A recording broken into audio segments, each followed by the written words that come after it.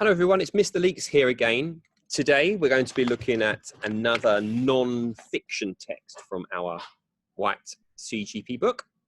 Hopefully you have looked at some of those keywords and spellings before we read, as just understanding the text will be much easier if you've gone through some of those keywords. And today we are also going to be thinking about how we can write our own non-fiction text. And I'll talk to you about that in a moment. So I'd like you to open up your books to page number 20. And today we're going to look at this non-fiction text, which we know is about factual things, not stories. An interview this time with Rebbeca Adlington. So an interview is when you ask questions and somebody else answers those questions. And in this case, we're interviewing a famous swimmer. Well, in fact, she's a famous Olympian. She's an Olympic champion. And if you look at the text, you'll notice that it's set out in a way that's much different to fiction texts. And you can see by the question marks at the end of the bold sentences that those are the questions, and underneath in the normal font is the responses from Rebecca. So here we go. An interview with Rebbeca Adlington. Rebbeca Adlington had a very successful career as a competitive swimmer. She won 2 gold medals at the 2008 Olympics in Beijing and 2 bronze medals at the 2012 Olympics in London. In this interview, she talks about how she got into swimming and why she loves it. When did you get into swimming? When I was younger, my parents took me and my older sisters to swimming lessons so that when we went on holiday, they could leave us in the pool without being scared. Swimming with my older sisters gave me extra motivation, as I always wanted to keep up with them. When did you decide you wanted to compete? I joined a club when I was 8 or 9, but I didn't start racing until I was 10 or 11. My first big competition was the European Youth Olympic Festival in 2003, when I was 14.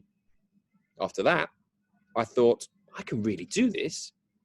After my GCSEs, I took a year off to focus on competitive swimming, and I haven't looked back. What do you love about swimming? There's something uniquely fun about being in the water. There's nothing like it. Everyone should experience it. I love being in the water, whether I'm competing or not. How does swimming keep you healthy? Swimming works every muscle group in your body, but it's kind to your joints. The risk of injury is very low compared to other sports, so it's healthy and safe. There's no upper age limit for a swimmer. At my local pool at 7 a.m, you'll see the older guys swimming next to the school children. It's a wonderful contrast and shows that swimming is for everyone. What's your training routine? I do 10 sessions a week at 2.5 hours each.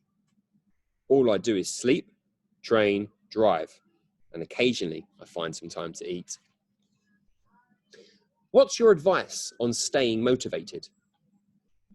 I train with a squad of 20 people. That really helps. We're all friends and we push each other. My advice is to go swimming with a friend regularly. Having someone to swim with encourages you to swim, having someone to swim with will encourage you to swim on days when you are lacking motivation. It's also good to mix things up. Practice different strokes. Use kickboards to work your legs. Set yourself little targets, such as increasing the number of lengths you can do or improving certain areas of your technique. And there's a link here at the bottom. that if you can, type that into your search engine and see what comes through. Okay, so that's the end of the text. Hopefully you've had a chance to read that out loud with an adult, if there is one in your house to read with, or somebody that can help you. And as always, we're going to try to answer now some of the questions on the other side. Try your best, look at the answers, check your answers, and we will be returning to this text again. Thank you, everybody.